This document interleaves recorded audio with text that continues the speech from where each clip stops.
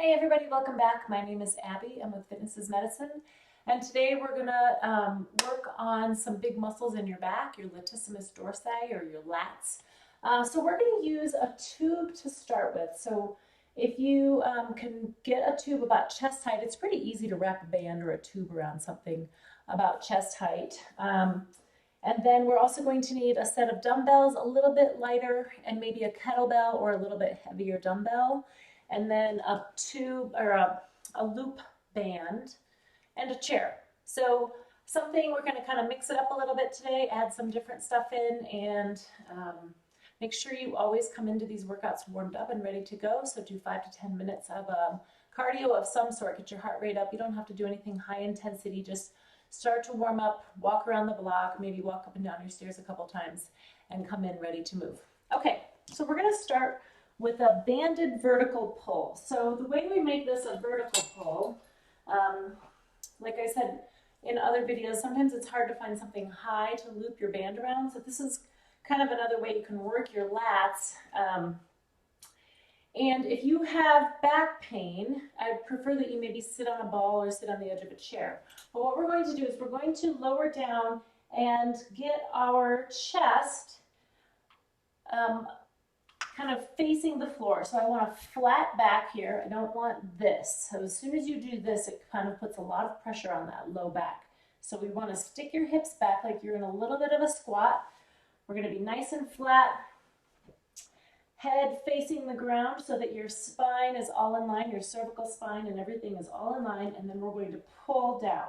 So you're pulling towards your armpits, just like if we were sitting in a lat pull machine, and you're pulling down, but this way it's a little bit more engagement throughout your whole body. So your legs are working, holding you in this position, your core is tight, your feet are working.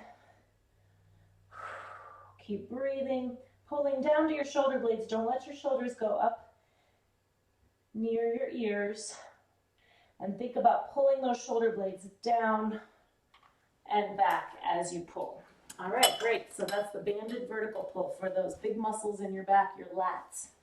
Okay, now we're going to do a squat with some side tilts, sort of. So what we're going to do is use your kettlebell here. If you don't have a kettlebell, like I said, you can use a heavier dumbbell. You could use a gallon jug of water, anything like that. Or you could just try this first with no weight and then see if you feel like adding any. So again, when we go into a squat, you want to stick your hips back, put your weight in your heels, and try to keep your chest up nice and tall. So what we're going to do is we're going to squat down and then come up on one side. So we're going to kind of tilt back and forth,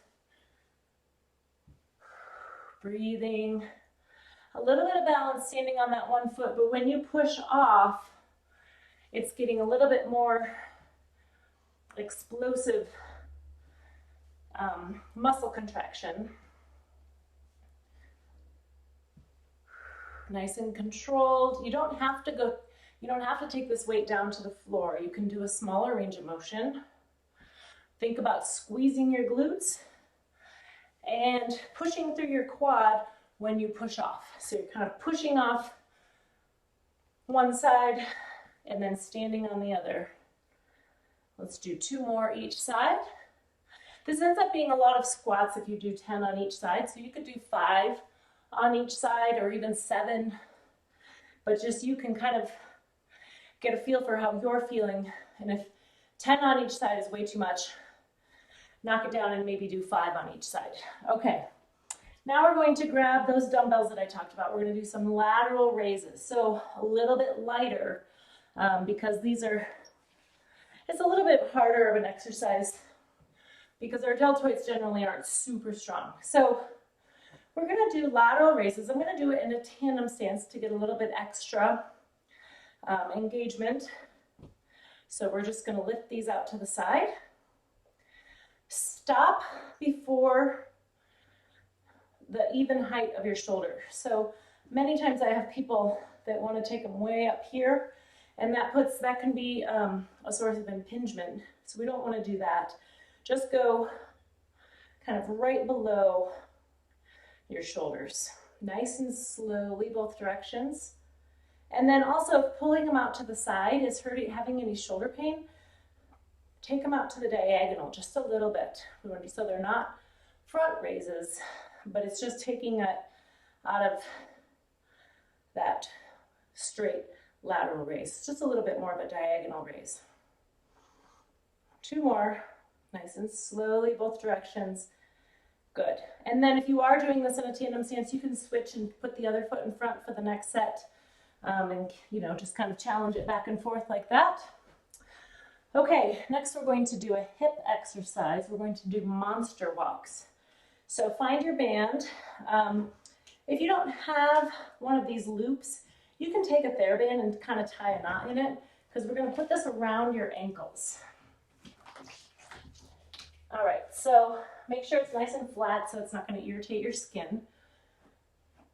So in a monster walk, what we're going to do is start with your feet about hip width apart, and then step forward and out at the same time. So we're going to step forward, out. So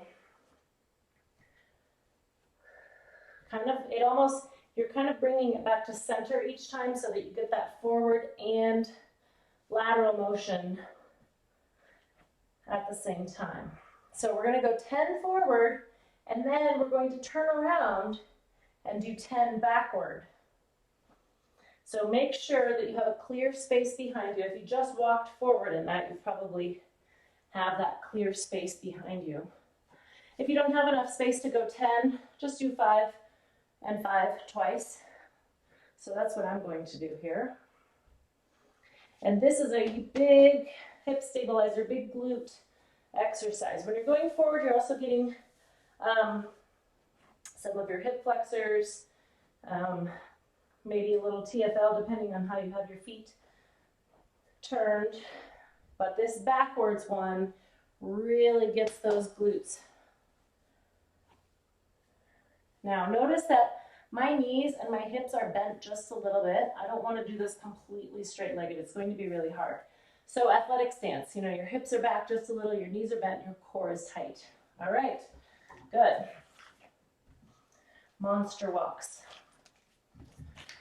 Okay, now we're going to grab a chair. So a kitchen chair or a workout bench works really well for this. Some sort of a sturdy chair. We're going to do double knee lifts sitting in the chair. So this is a good core exercise. Now, sit up on the edge of your chair, and you're going to put your hands palm down underneath your thighs.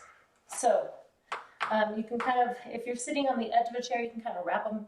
But what you're going to do is keep your shoulders down. We're going to lift your knees up off the floor, your feet up off the floor. So lift your knees towards your nose. This chair is kind of tilted backwards, so I'm sliding a little, but that's okay. Now, when you lift up your knees, don't rock backwards. Then you're just using momentum. You're not requiring your core to do anything. So really slowly breathe. Now, what I do is, because my hands are here, you can kind of press into your hands a little bit.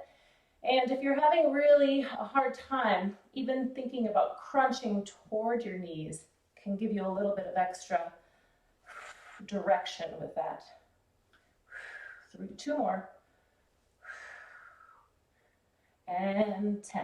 Good. So breathe out when you lift those legs. Don't hold your breath. It's easy to do in an abdominal exercise.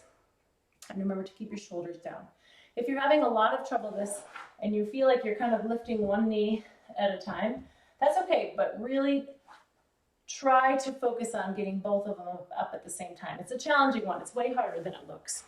Okay, now we'll get the chair out of the way, and we're going to end with a grapevine. So find a nice long hallway or somewhere where you can go back and forth, nice and clear. Always pick up your workout equipment so you don't trip over it. And we're going to step over front and then behind. So we're going to get some lateral movement in those hips, work on a little bit of agility. So you can start nice and slowly, figure out your footing, figure out how it works. And then if you're able to, you can pick up the speed a little and then just go back and forth. If you have a long hallway, you can go back and forth, along your hall.